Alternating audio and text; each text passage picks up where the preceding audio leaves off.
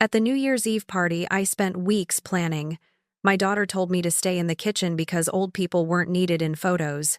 Later, I heard her claim she paid off the mortgage I'd been covering for 5 years. I just stood there, smiling. This wasn't the daughter I raised. Now, it's time she met the mother she created. Like, share, and let us know where you are listening from. New Year's Eve, the night I always looked forward to, felt different this year. I was 60, and my daughter Serena had just landed a huge promotion at her law firm.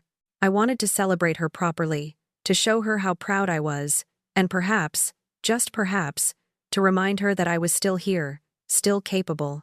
For 3 solid weeks, I had poured my heart and soul into planning the most spectacular New Year's Eve party imaginable. It was to be held at Serena's elegant house, a place I had helped them maintain, though they rarely acknowledged it. Every detail, from the caterers to the flower arrangements, the entertainment to the guest list, had been meticulously organized by me. I even hired a top-tier event planner to ensure everything was perfect.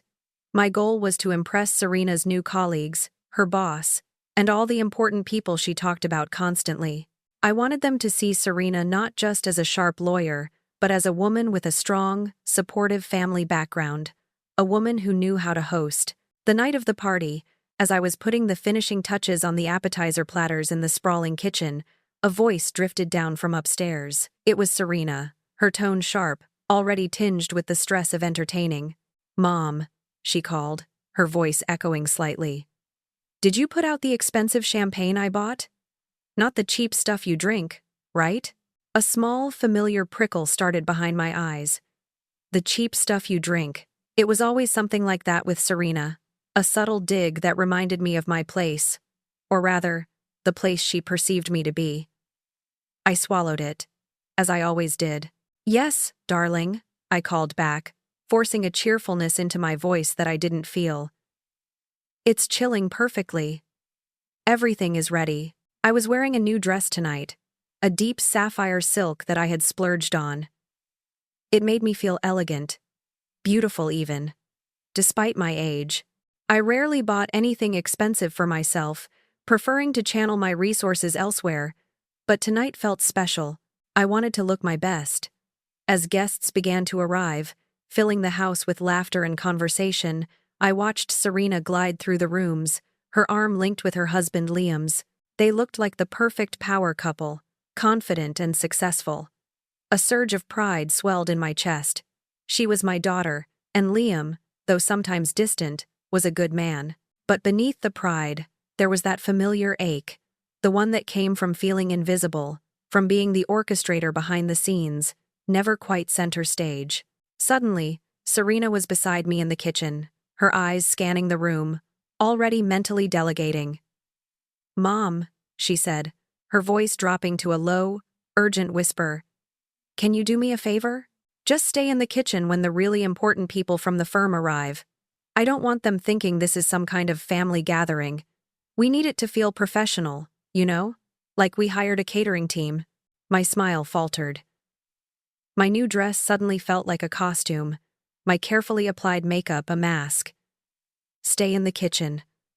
Not a family gathering. The words hit like small, sharp stones.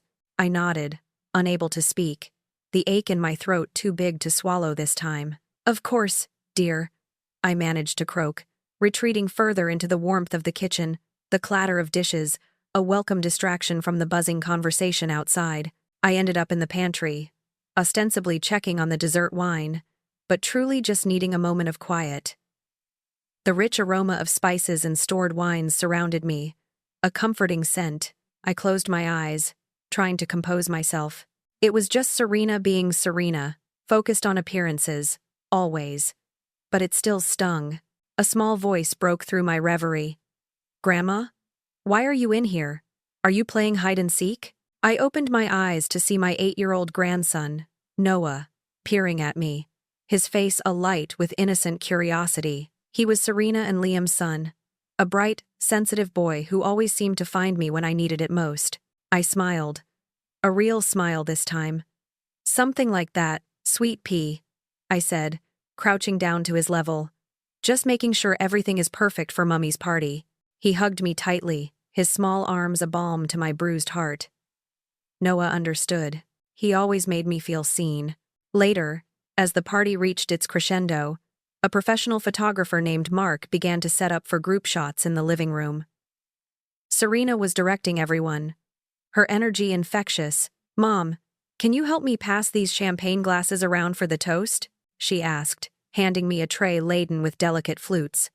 I happily complied, weaving through the elegant crowd, offering glasses with a genuine smile. When I returned to the center of the room, Mark was lining up.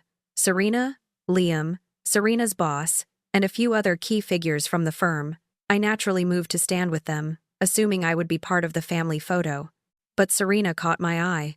A small, almost imperceptible shake of her head. She leaned in close.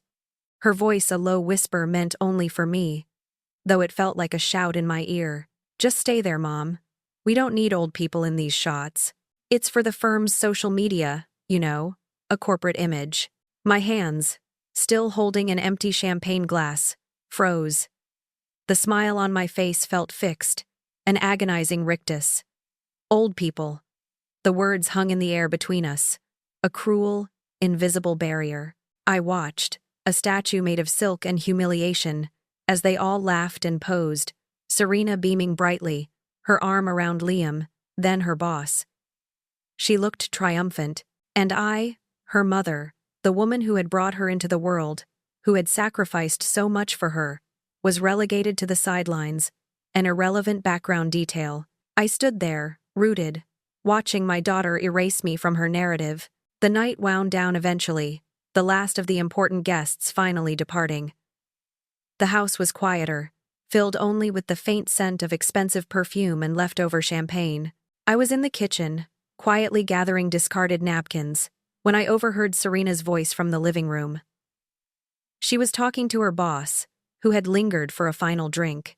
"Yes," Serena was saying, her voice brimming with pride. "It's been a long road, but the mortgage is finally almost paid off. What a relief, right?" She laughed, a light, triumphant sound. My hand, holding a crumpled napkin, stopped mid-air. "Almost paid off." The words echoed in my head, a jarring dissonance against everything I knew to be true. It stunned me, stealing the breath from my lungs. She had been so casual, so convincing, almost paid off. Because for the last 5 years, it had been me paying their mortgage. Every single month. A direct deposit from my account to theirs. Not a loan, not a gift to be repaid, just my way of helping them get on their feet, a safety net. And now, there was only one final, large balloon payment left, a sum I had already set aside, ready to transfer in the coming weeks. I had planned to surprise them with it, clearing their debt entirely. Serena's laughter, still tinkling from the living room, sounded different now. It was no longer a sound of joy, but of a calculated performance, a blatant lie. In that moment, watching her from the shadow of the kitchen archway, I saw her, truly saw her, for the very first time. And I didn't like what I saw. The woman before me was a stranger, wrapped in ambition, cloaked in casual cruelty, and powered by an unshakable sense of entitlement. The ache in my throat was gone, replaced by a cold, hard knot of resolve. New Year's Day dawned gray and cold, matching the turmoil in my mind. I spent the night tossing and turning, sleep a fleeting visitor. Every time I closed my eyes, Serena's words, "We don't need old people in these shots," echoed in my ears, sharp and dismissive. Then came the triumphant. "The mortgage is finally almost paid off." A stark contrast to my own quiet sacrifices. It felt as if my identity, my worth, everything I had poured into her life, had been erased, dismissed as an inconvenient old relic. I felt hollow, used.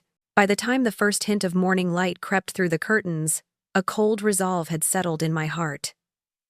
I knew what I had to do first. I had to go to the bank.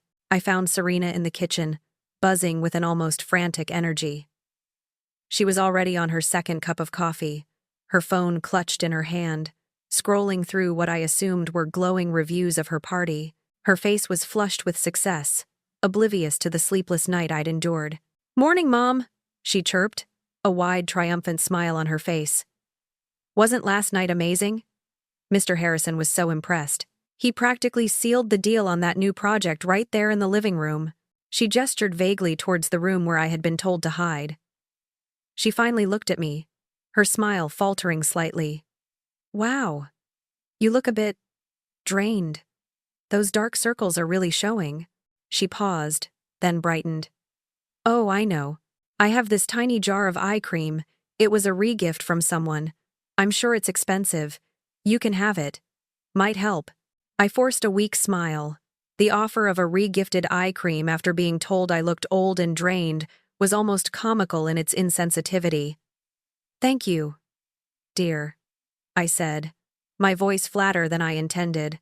Serena, however, was already moving on, her mind clearly on her next big agenda item. "Listen, Mom," she began, a casual ease in her voice that suggested she was about to ask for something substantial. "Liam and I have a huge opportunity this weekend. Mr. Harrison invited us to his lake house. It's really important for my career, networking. He has other partners coming. It's a chance to really solidify my position." She paused, finally looking directly at me, her expression expectant. "So, could you watch Noah for us, just for the weekend? He loves staying with you." The request hit me with the force of a physical blow. After everything, after the way she had treated me last night, she still expected me to drop everything for her convenience, to be her ever-present, ever-willing support system. For a moment, I just stared at her, the words "old people" still ringing in my ears. And then, something shifted inside me. A tiny spark of defiance, a flicker of self-preservation. I took a deep breath. "I'm sorry, dear," I said, my voice surprisingly steady. "I can't." Serena's face, usually so composed, crumpled in disbelief. Her eyes narrowed. "You can't? What do you mean, you can't? What kind of plans could possibly be more important than your grandson?" Her tone was sharp, laced with an accusation that stung. "I have plans with Beatrice," I replied, standing my ground. I had actually rescheduled with Beatrice a few times already, always for Serena or Liam's convenience. "Diana and I are having a spa day. It's been planned for weeks, and this is the third time I've had to reschedule. I can't cancel again." I didn't mention Diana was actually Beatrice. I was too tired for corrections. Serena spluttered, utterly flummoxed. "A spa day? Really, Mom? At your age, what's the point? This is about my career, about our family's future." I just shook my head gently. "My plans are set, Serena. You'll have to make other arrangements." I felt a strange mixture of hurt and liberation as I turned and walked out of her kitchen, leaving her fuming. The hurt was for the daughter I thought I had. The liberation was for the woman I was finally becoming again.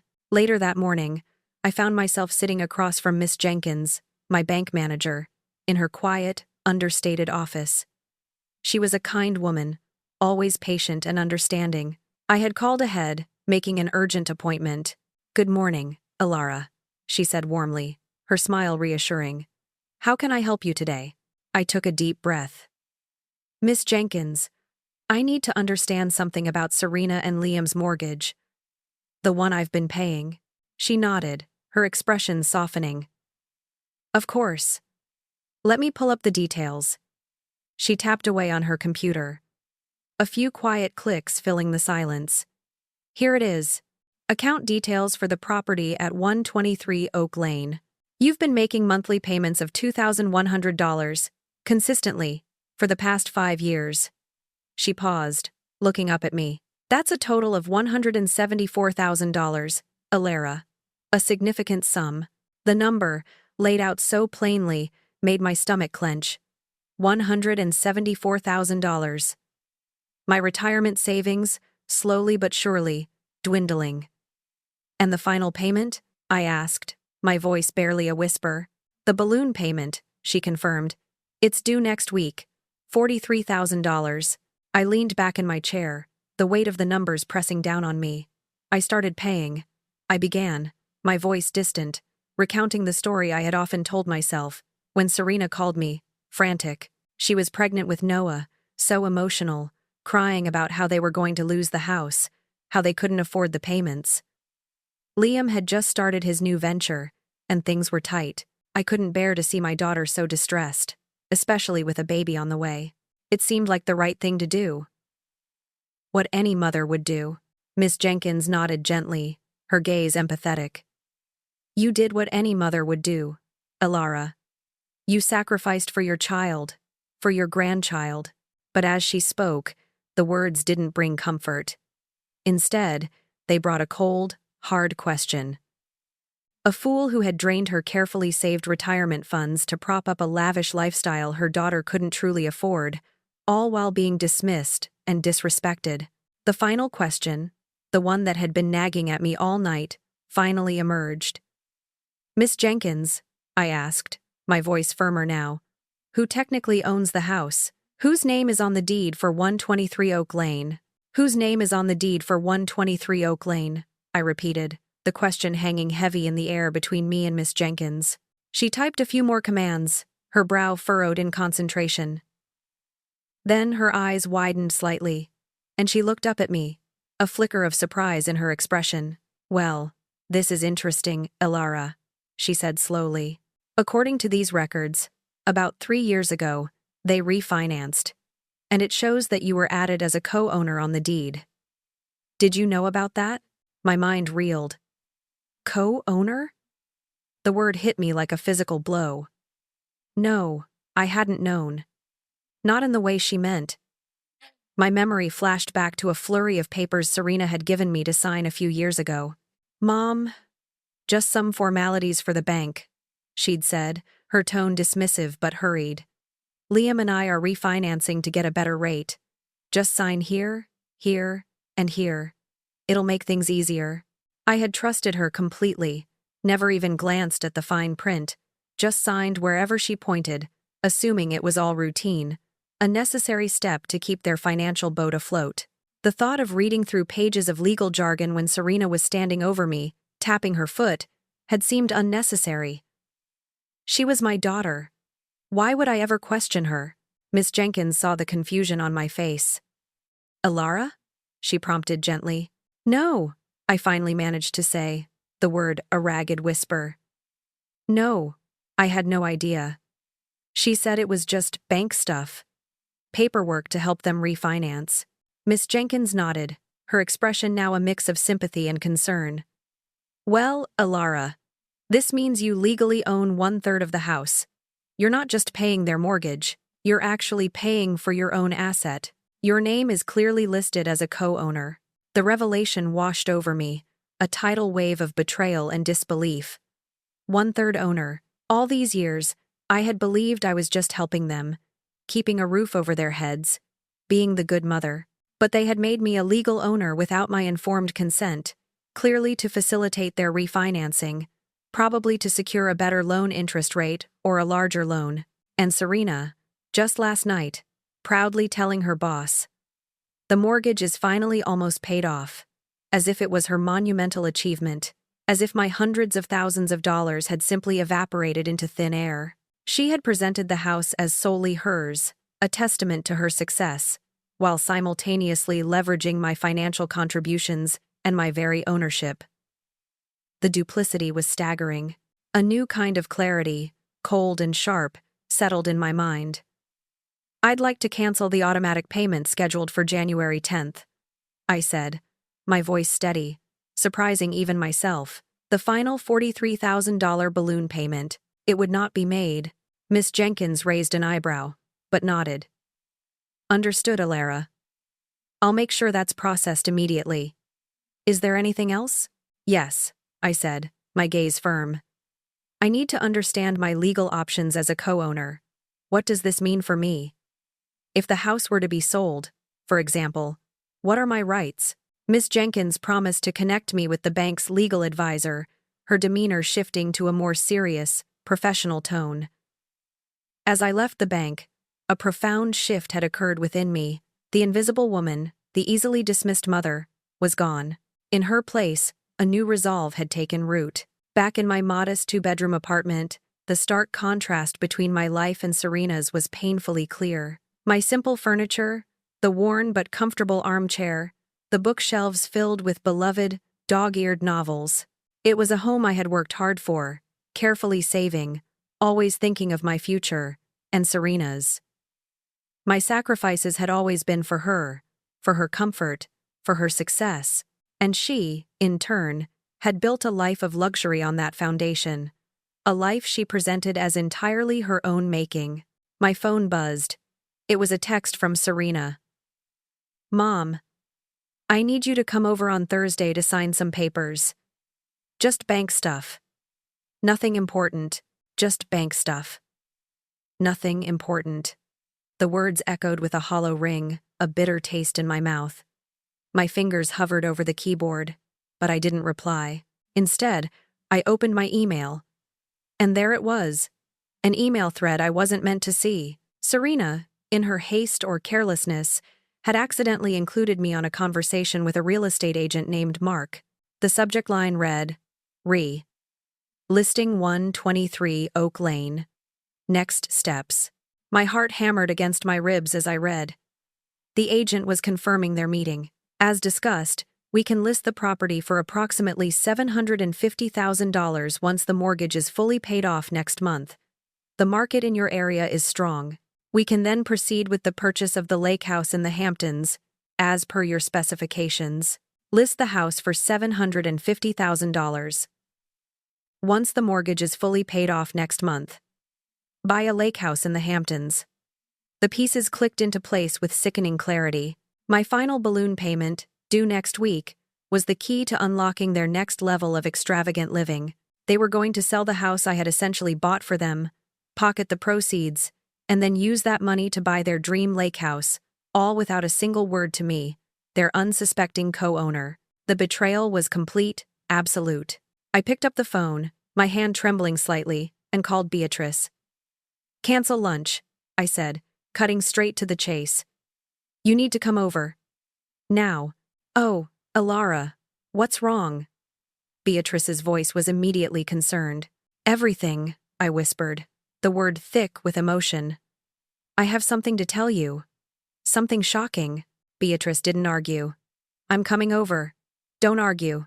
I'll be there in 20 minutes. When Beatrice arrived, I laid it all out for her.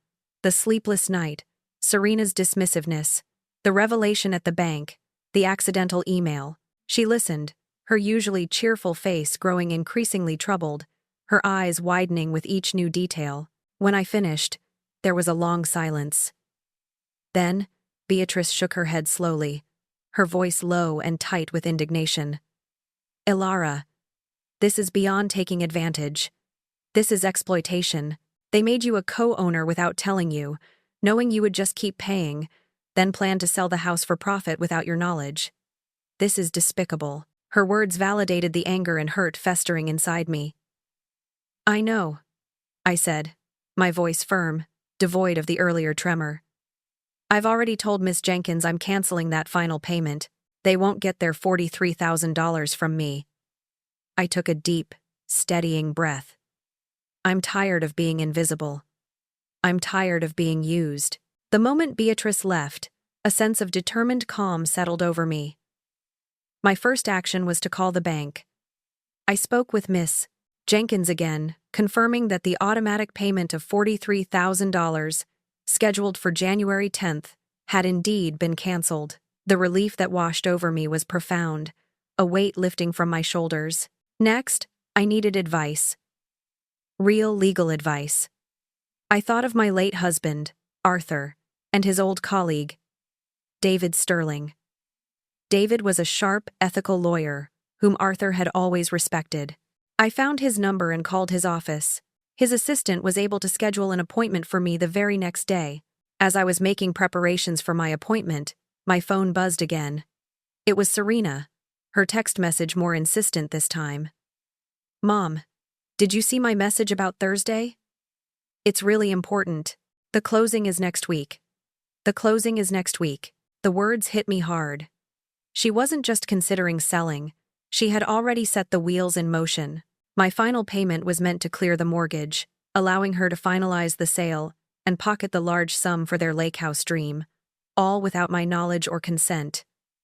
The audacity of it stung deeply. The next morning, I sat across from David Sterling in his quiet, tastefully decorated office.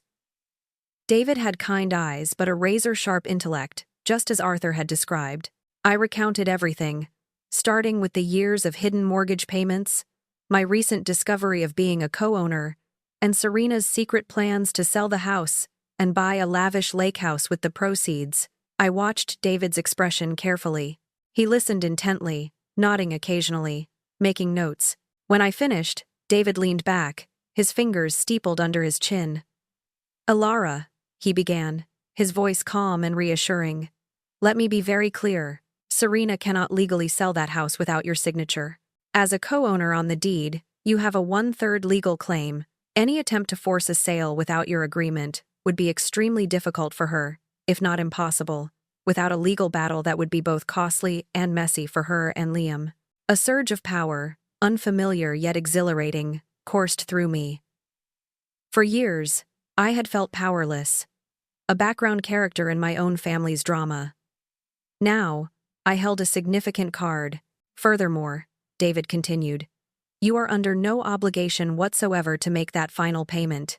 You have already contributed a substantial amount, far exceeding your 1/3 share of the initial down payment, or even the full equity. The fact that they made you a co-owner, presumably to help them secure the refinancing, only strengthens your position." I felt an immense wave of clarity. Serena hadn't asked me to be a co-owner out of generosity or transparency. It had been a strategic move on her part, a way to leverage my assets and my trust, to make her own financial situation look stronger. She had counted on my maternal instinct, my unquestioning love, to fund her increasingly luxurious lifestyle, all while keeping me in the dark. The realization hardened my resolve further. As I was leaving David's office, my phone rang. It was Serena. Her tone was tight, strained. "Mom," she started, without preamble, "I need you to come over and sign those papers today. It's urgent," the bank called. I took a deep breath, steadying my voice. "What papers exactly, Serena?" I asked, keeping my tone neutral, almost curious.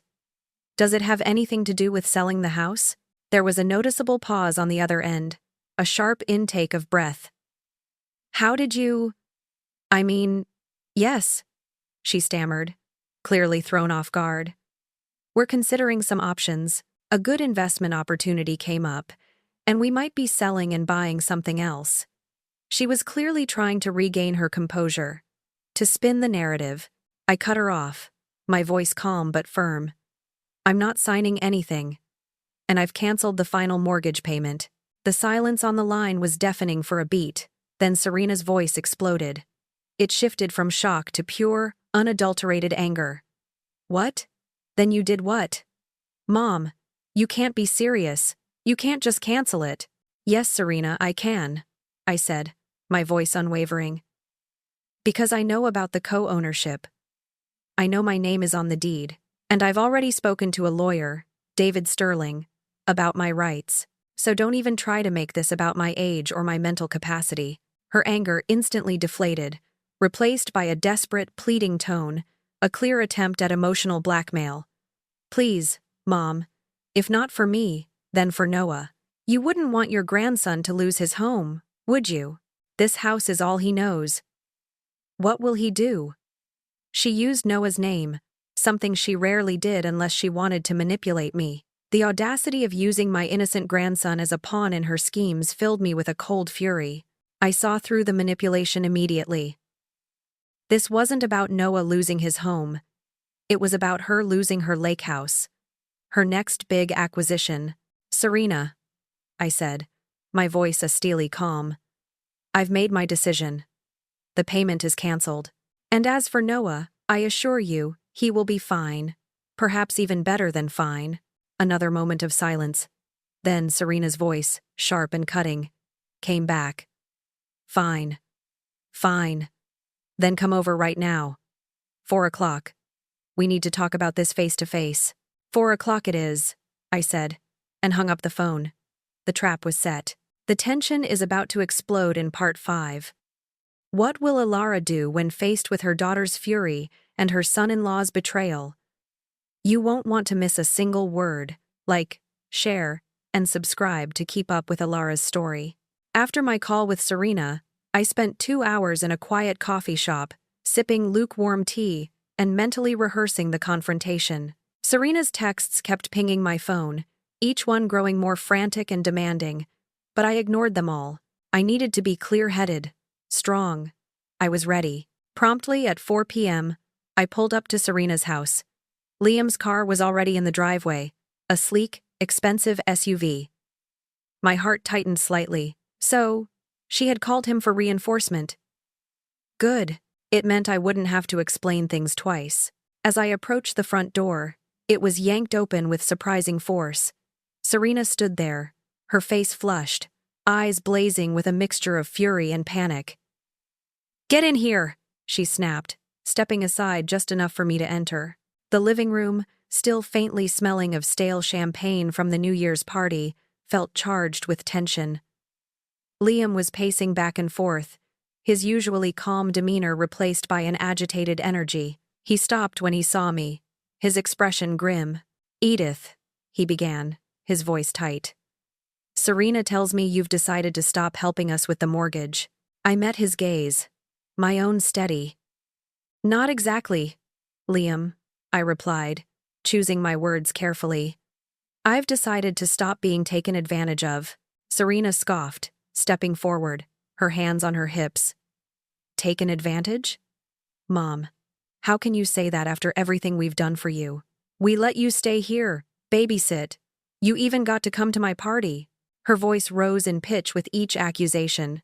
"Oh, really, Serena?" I asked, my voice dangerously calm. She sputtered, clearly not expecting me to challenge her. "We've given you a family. A home away from your tiny apartment." "A home?" I echoed, a bitter laugh escaping my lips. "You let me clean your house, babysit your child whenever you wanted a free weekend, and fund your entire lifestyle. And when your fancy friends are around, you hide me in the kitchen and tell photographers not to include me in pictures because you don't need old people in them." My voice didn't waver, even as I saw the color drain from Serena's face. "That's not what I call doing something for me, Serena. That's what I call using me." I then dropped the bombshell, watching their faces for the reaction. "And that's not even getting into the fact that you plan to sell this house, a house that I co-own, without my knowledge or consent. You had a closing scheduled for next week, didn't you?" "That, Serena, is fraud." Liam's face, already pale, went completely white. He looked at Serena, then back at me, his eyes wide with confusion. "Co-owner? What are you talking about, Edith? What co-owner?" Serena's jaw dropped.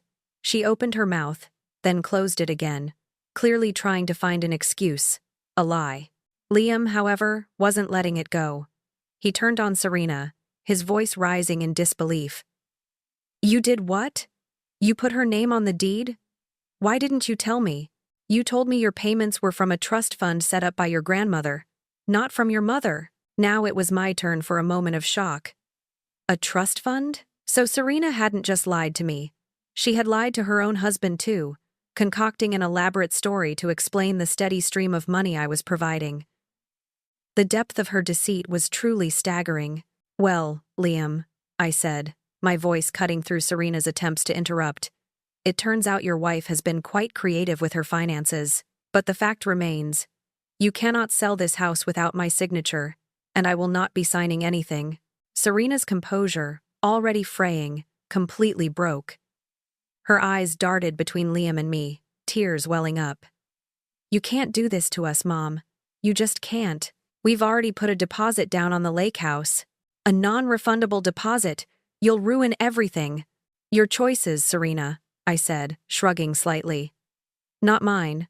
Her face twisted in a mixture of anger and raw desperation. "You're just jealous," she shrieked, her voice cracking. "You've always been jealous of me, my success, my beautiful home. my husband, everything. You just want to sabotage me. Jealous? I repeated, my gaze steady. Serena, I cleaned your toilets. I paid your mortgage. I babysat your son so you could go to parties and network. I put my retirement savings into this house. There is nothing about your life that I am jealous of. Unexpectedly, Liam stepped forward, placing a hand on Serena's arm. Faith. That's enough, he said, his voice firm, looking directly at her. Then, he turned to me, his expression one of genuine remorse. Your mother is right, Serena. We've been taking advantage of her generosity. For years. And for that, Edith, I am truly sorry. I didn't know about the co-ownership, and I believed what Serena told me about the trust fund. Serena whirled on Liam, her eyes blazing with fresh fury. Whose side are you on? She shrieked, pulling her arm away from him as if his touch burned her. The confrontation had turned into a full-blown family meltdown. The air in Serena's living room crackled with an electricity I had never felt before. Serena was fuming. Liam looked defeated. It was time for my boldest move. Whose side are you on? Serena hissed at Liam. I cut in, my voice clear and firm. It doesn't matter whose side Liam is on, Serena. What matters is that I'm selling my share of this house. Serena's face went from flushed red to ghostly white. You can't do that to us, she gasped, her voice shrill with desperation. Oh, but I can, I replied calmly, meeting her gaze head-on. My lawyer, David Sterling, has assured me of that. As a co-owner, I have every right to force a sale of my share. Liam sank onto the couch, running a hand through his hair. This is insane, he muttered, shaking his head. All of it. Serena, her eyes darting frantically, seemed to realize the gravity of her situation. Her fury deflated, replaced by a desperate, fawning sweetness. Mom, please, she pleaded, her voice suddenly soft, almost childlike. Don't do this. We can work this out. We'll put your name on the lake house deed too. You can visit whenever you want. Spend summers there with Noah. Doesn't that sound wonderful?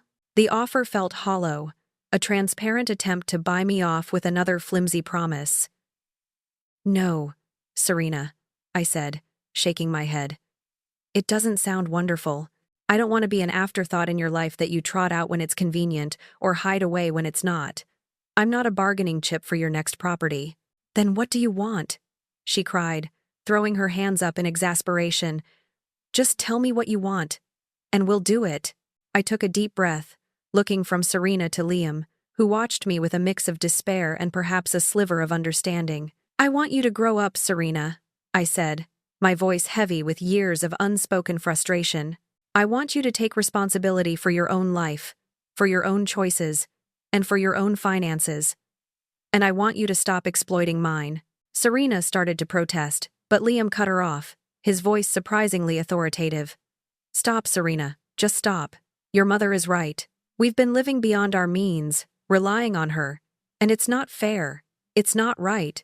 He looked at me, a flicker of genuine regret in his eyes. I reached into my bag and pulled out a manila folder, placing it on the coffee table between us. David and I prepared a proposal, I announced. It outlines a way forward that is fair to all of us. Serena eyed the folder suspiciously. What is it? It's a proposal for you and Liam to buy out my 1/3 share of this house at fair market value, I explained. Based on the estimated value of $750,000 that you yourself discussed with your real estate agent, my share would be approximately $250,000. Serena gasped, but I continued, unwavering. The terms include a payment plan of $2,000 a month, with no interest, until the full amount is paid. If you fail to meet these payments, or if you decide to sell the house before the buyout is complete, then the house will be sold immediately, and the proceeds will be split evenly among the 3 owners, 1/3 each. Liam picked up the folder, his eyes scanning the document. Serena looked stunned, unable to form a coherent thought. There's one more thing, I added. The document also specifies regular, scheduled visits with Noah. Not just when it's convenient for you, Serena, or when you need a free babysitter, but proper, consistent time with my grandson. I want to be a grandmother in his life, not a service. Serena's face contorted again. You're using Noah as leverage, she accused, her voice rising. No, Serena, I corrected her, my gaze unwavering. I'm stopping you from using Noah as leverage. I'm ensuring that he has a consistent relationship with his grandmother, regardless of your whims or financial needs. Liam, who had been quietly reading, looked up. That's fair, Elara, he said, nodding slowly. All of it. It's fair. I stood up, the meeting clearly coming to an end. I've made my decision. The final mortgage payment is cancelled. You have this proposal to consider. Contact my lawyer, David Sterling, when you've reached a decision. I looked at Serena, then at Liam. I won't be making any more payments on this house. As I turned to leave, Noah appeared from his room, rubbing his eyes sleepily. I knelt and pulled him into a tight hug, inhaling the sweet scent of his hair. Hi, sweet pea, I whispered. Grandma loves you very much. I'll see you very soon, okay? I kissed the top of his head, a silent promise to him and to myself. Walking out of that house and getting into my car, I felt a strange lightness, a sense of freedom I hadn't experienced in years. The air tasted cleaner, the sky seemed brighter. I pulled out my phone and texted Beatrice, my fingers flying across the screen. I stood my ground for the first time in my life. 3 months later, my apartment felt different. It was still modest, but it no longer felt cramped. Instead, it felt cozy and truly mine.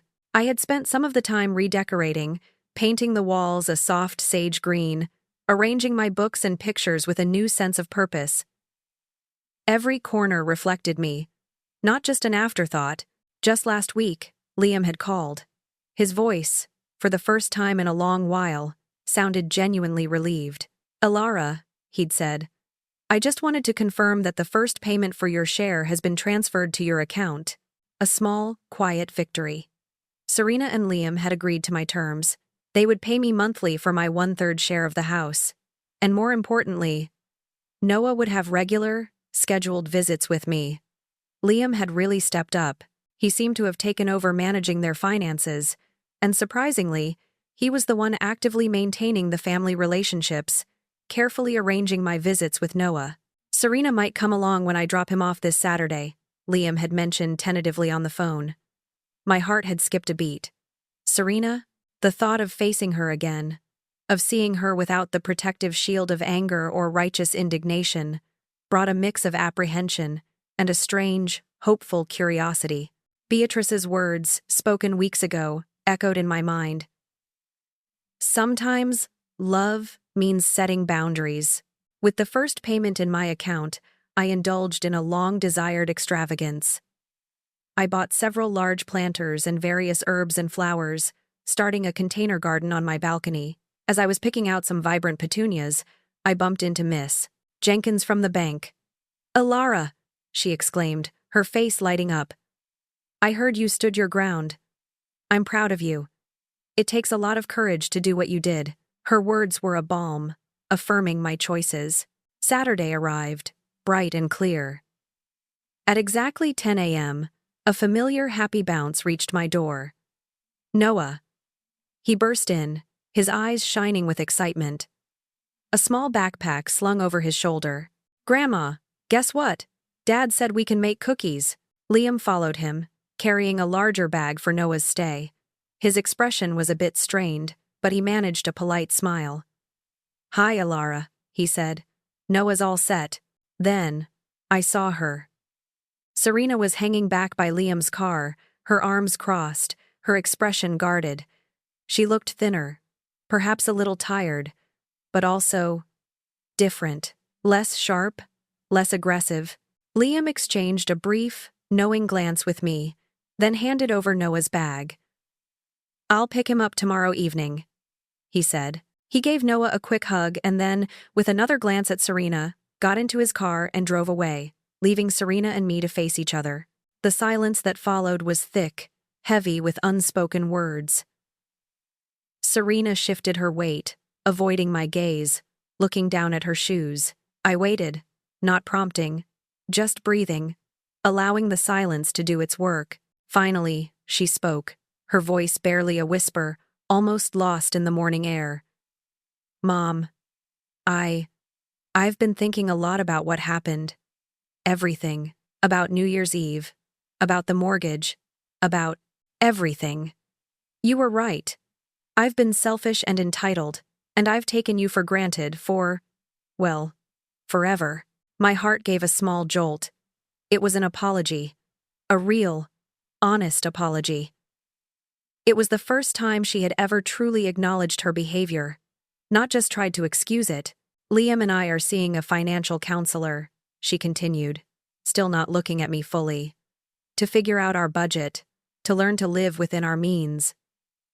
And I've started seeing a therapist, to deal with my issues with money and status. It's harder than I thought, but I'm trying. A wave of emotion washed over me, a mix of relief and a deep, maternal pride. This was the Serena I had always hoped to raise, the one capable of self-reflection and growth. Serena, I said, my voice soft. I'm proud of you. It takes a lot of courage to admit you need to change, and even more to actually do it. She finally looked up, her eyes watery, but a faint, genuine smile touched her lips. I want to do better, she whispered. For Noah, for Liam, and for you? I reached out and squeezed her hand, a simple gesture that spoke volumes. That means a lot to me, dear, I said, my voice thick with emotion. Do you want to come in for coffee? I offered, motioning towards my apartment. Serena hesitated for a moment, then shook her head gently. I'd like that, I replied, a genuine smile spreading across my face. She gave me a small, almost shy nod, then turned and walked back to her car, leaving Noah and me at the door. I closed the door, Noah already chattering about cookies, and I felt a complex mixture of hope, caution, and tentative optimism. Our relationship wasn't fully healed, not by a long shot, but for the first time in years, it felt like it was moving in the right direction. I walked to my balcony, looking at my nascent container garden. The events of New Year's Eve, though painful, had forced me to see that I deserved better. I had spent so long being invisible, allowing myself to be used, that I had almost forgotten my own worth. But by standing my ground, by valuing myself, I had not only regained my self-respect, but had also, surprisingly, earned a chance at a healthier, more honest relationship with my daughter. The monthly payments weren't just money, they were an acknowledgement of my worth, a symbol of boundaries set and respected. At 60, my life wasn't ending, it was just beginning.